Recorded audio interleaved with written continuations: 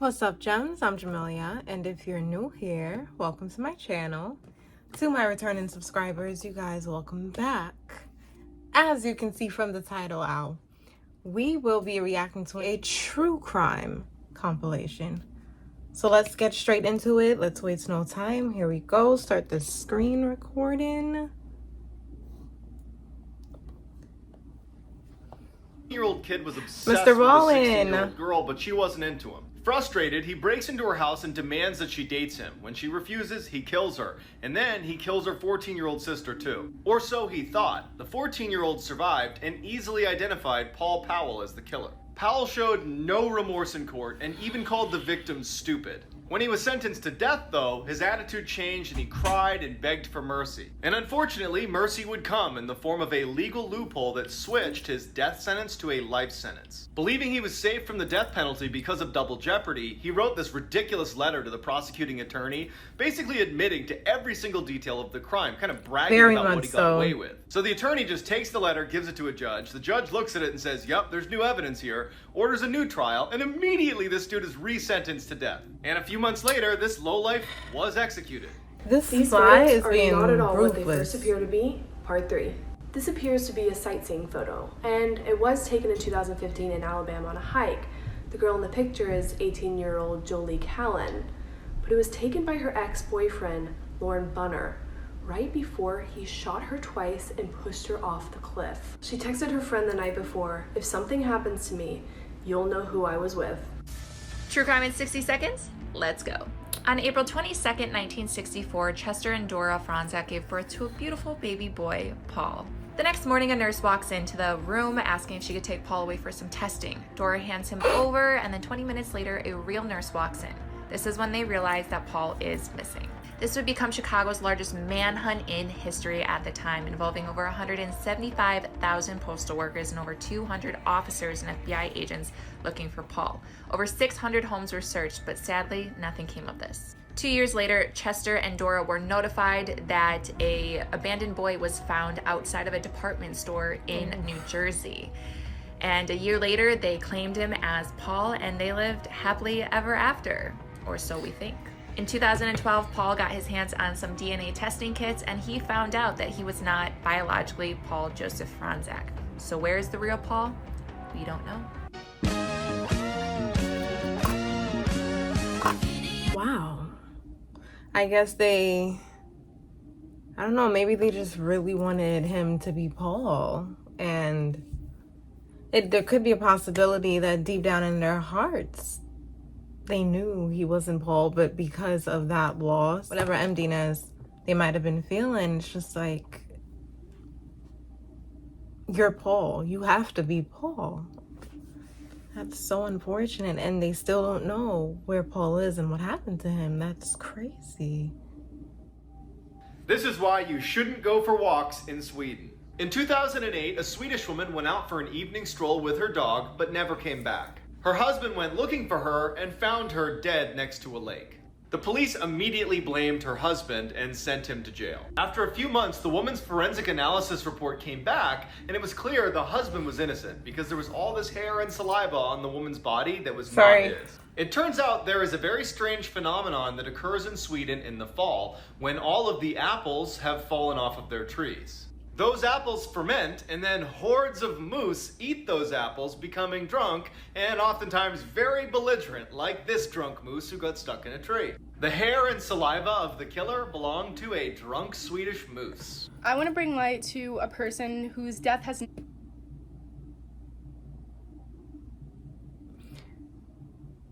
Damn. A moose. Can you imagine? not been talked about enough in the Black community and just in general. Ooh. So this is Kendrick Johnson, and he was murdered on January 11, 2013. His body was found rolled up in this mat at school, which is just completely disturbing. Detectives ruled this an accident, which is completely absurd, but I'll get into why they ruled it as an accident later. Detectives said that he went into the mat to retrieve his shoe and he got stuck and suffocated. His family did not believe this, so they did some digging on their own and hired somebody to actually check out his body. It turns out that he died from blunt force trauma. It is suspected that 2 white males that went to his school actually killed him because they were seen on video coming into the gymnasium after him. It was later found out that he was stuffed with newspaper too. He had no organs or intestine. I believe one of the boys' dad actually was a police officer, which is why this was so easy to cover up. His family sued, but that would never bring back Kendrick Johnson, and that would never bring actual justice. True crime in 60 seconds. Let's go. On February 14th, 1993, 5-year-old Sarah West and her little brother Seth were being babysat by their 16-year-old neighbor, Billy Shafer. While watching a horror movie, Billy decided that he wanted to molest Sarah. So while Sarah was sleeping, he went ahead and molested her. He then stabbed her and mutilated her body. It was later found out that he also shot her in the head and he bit her on her thigh and breast. Billy then put Sarah's body into 2 trash bags and threw the trash bags over an embankment. Billy was arrested and openly confessed to this horrific crime. He pled guilty to aggravated murder and was sentenced to life with possibility of parole. On December 2nd, 2019, Billy did go in front of a judge and his request to go on parole was denied due to the horrific nature of this crime. You so don't I'm pretty say. sure every true crime fan has that one case that stays with you Oh, for a yeah. long time and that Ooh. you can't let go. Mine's Before we continue, if you are a part of the true crime community, what is that one case that has stuck with you to this day? No matter how many times you watch documentaries, how many times you go through it in your head, it's just wow. Comment down below, please. Let me know. Gosch. He was kidnapped from his paperboy route on September 5th, 1982. Since then, there hasn't been a confirmed sighting of him. They think that they found pictures of him tied up, and I can't put those on TikTok. They're really graphic and really scary, but you can find them online. And his mother claims to have seen him again 15 years after his disappearance. He seemed scared. He told her he was involved in some really bad people, and he begged her not to tell anyone, but she had to because she was under oath. Johnny's case is very confusing and sad, and it's theorized that he was sold into a high-ranking trafficking ring. Unfortunately, due to his case's association with traffickers, the Pizzagate theorists really picked up on his case, and there's a lot of misinformation. But the confirmed evidence and information we do have is wild. Imagine getting a life sentence at only 13 years If you're not old. familiar Kids who with that case, it's wild. It's really wild. Kill, Part 5. This is Lionel Tate. He's the youngest person ever to receive a life sentence of imprisonment without the possibility of parole. When he was only 13 years old, he brutally murdered Tiffany Eunuch. While Tate's mom was babysitting Tiffany, he beat her to death. Tate told his mom that she hit her head on a table, but the autopsy revealed that he beat her. Look how beautiful she was. She could have been our future nurse, our future president, a teacher. So badly, But still. they said it was basically like her going out the window of a 3rd-story building and hitting the pavement. He stepped on her so hard that it lacerated her kidney. She had bruises from head to toe. But despite getting the life sentence with no parole when he was tried as an adult, 5 years later, it was overturned and he was released. But what we see with these child killers who get released is they most of the time ultimately end back up in prison, and that's exactly what happened. Tate performed an armed robbery on a pizza guy, ended up getting 30 years in prison, and that's where he is today. That's where he should have Disturbing stayed. serial But killer quotes, okay. Part 3. Joe Metheny. The words "I'm sorry" will never come out, for they would be a lie. I am more than willing to give up my life for what I have done, to have God judge me and send me to hell for eternity. Metheny killed up to 13 people, and he used their flesh for food he would make and sell at his burger stand. Alright guys, I'm back with the You know story what? that This is gonna be my last time pausing it. I'm just gonna let it play all the way through after this, but I'm gonna see if I can find a few YouTubers in the true crime community who told the stories. I will try to find the best ones, in my opinion. And I will list them down below in the description box so you guys can listen to the full stories if you're interested. And I will get right back to this. Sorry. Casey Anthony 2.0. Let me tell you in 30 seconds why this chick is trying to pull the same shit Casey did. By the way, this is happening in real time as we speak. Megan Boswell is 18 years old and has a 15-month-old daughter named Evelyn. Baby Evelyn. Megan reported Evelyn missing in February but hadn't seen her in 2 months since December. Sound familiar? She told police she last saw Evelyn when she dropped her off with the babysitter. I mean, she's not even trying to be original. She refused to give the babysitter's name to the police because she was scared she would take off with the kid. Then go get your daughter yourself, you stupid idiot. As the police start the search, Megan gives all sorts of conflicting information. Police ask her to take a polygraph. She refuses, saying she's pregnant and can't. Lie. Then she says her mom took her camping in Virginia. Another lie. She leads them on a wild goose chase and is finally arrested and charged with false reporting. A tip leads the police to a property owned by Megan's family. Evelyn's remains are found at the property, which is Megan's dad's property. More updates are rolling in. Stay tuned.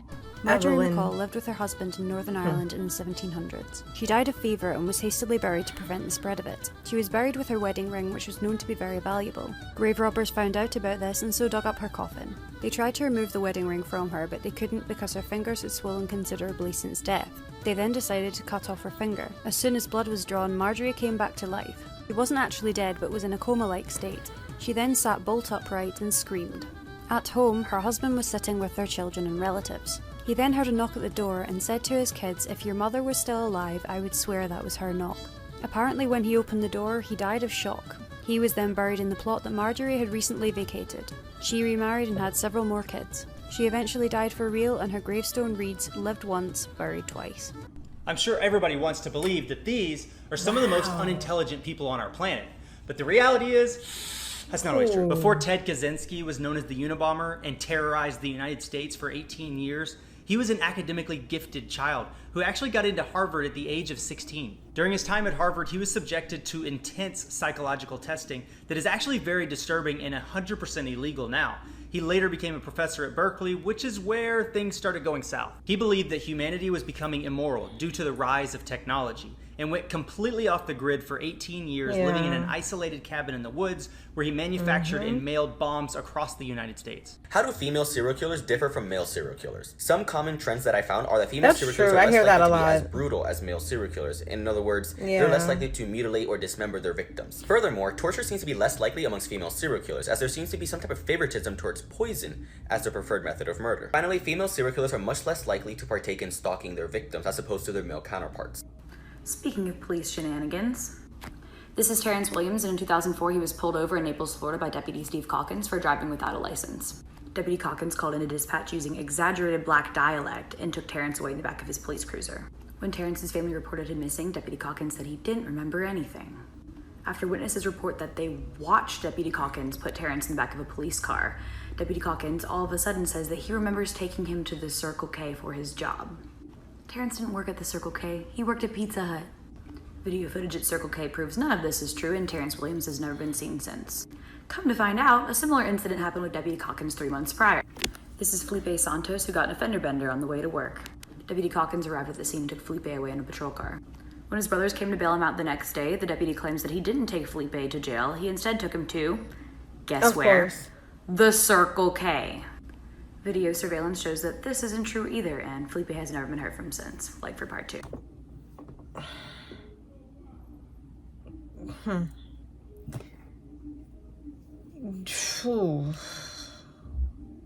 No words, because what do you say when it comes to a lot of these cases? It's wow. Why? For what? Just complete disbelief, bewilderment, confusion, anger, frustration. If you've made it this far in the video, my loves, thank you so much for watching. Thanks for hanging out. Thanks for kicking it, spending time with me. Thank you for being you. I do appreciate you guys more than words can explain. Hope you guys are having a wonderful, amazing, awesome, brilliant, excellent, dope day. And I look forward to, why did I do all that? And I look forward to seeing you guys in the next video. Bye, you guys.